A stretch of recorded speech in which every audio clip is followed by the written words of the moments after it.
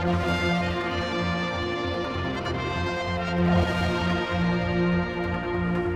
morning and the briefings with the Council of Ministers. We've got two today, but the first one with David Anderson, Minister for Health. I think we should just start though with the waiting list, if you don't mind, before we hit these, because we had that midweek, didn't have a time to chat to you about it, but you must have been, well, it was a half and half, wasn't it really? Things are going quite well, but you can do better.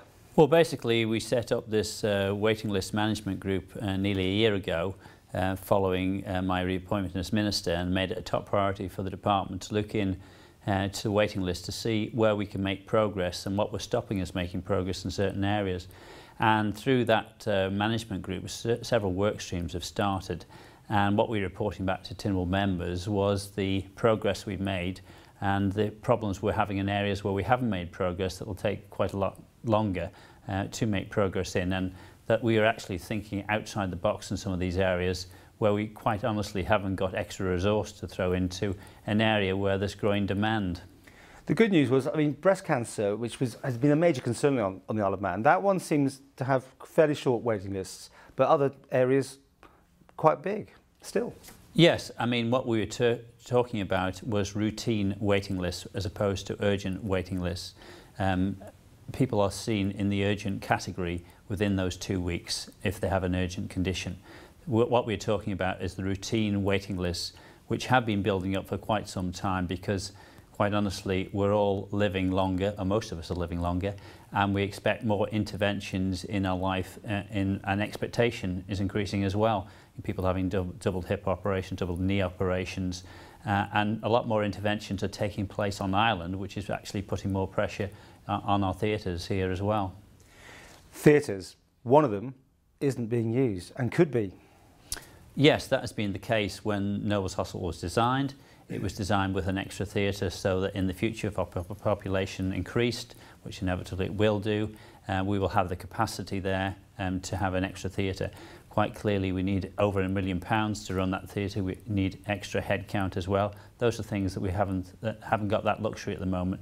So we have to find ways of doing things more thoroughly, if you like, and we've found different ways of improving different services, as Dr. Cooley spoke to you about the other day.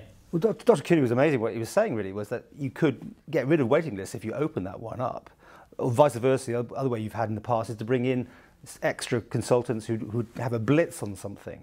Neither of those options available at the moment? Well, quite clearly, the waiting list initiatives that took place in the past cost a lot of money, and they didn't deal with the base problem, which it was just moving it from the inpatient area to the outpatient area, basically.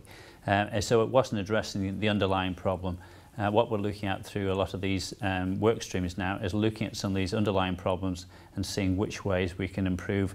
And I'm pleased to say in several areas we've made significant progress in a relatively short time, and I'd like to thank the clinicians for working so closely with our officials in the department, all mucking in together, if you like, and coming up with some quite innovative solutions. You could end up with more managers though if some of these implications are put in. I think it was quite clearly demonstrated that if you don't have the right management, you won't get the right throughput. You have to have the management to release clinicians to do the job that they've been trained to do. Budgets have been set, no doubt, for next year already. You did do quite well last time round. Can you give any indication how you're going to do on the next? Obviously, Paul, you know I'm not in a position to disclose the budget that is proposed for the Department of Health, but like all other government departments, we must do our part in making sure that we are as efficient as possible, and part of this waiting list management group is looking at making sure we're as efficient as possible and get as much throughput as possible with the resources that we have. And for people waiting on the waiting lists, what would you say to them when they sit there and realise they've got months? Sometimes it appears it could be in years before they get seen. Well, obviously, we do feel for those people, and we're doing everything to try and improve situations. Even simple things like putting a bureau where we have all the appointments for consultations in the one area will help to streamline things in the future.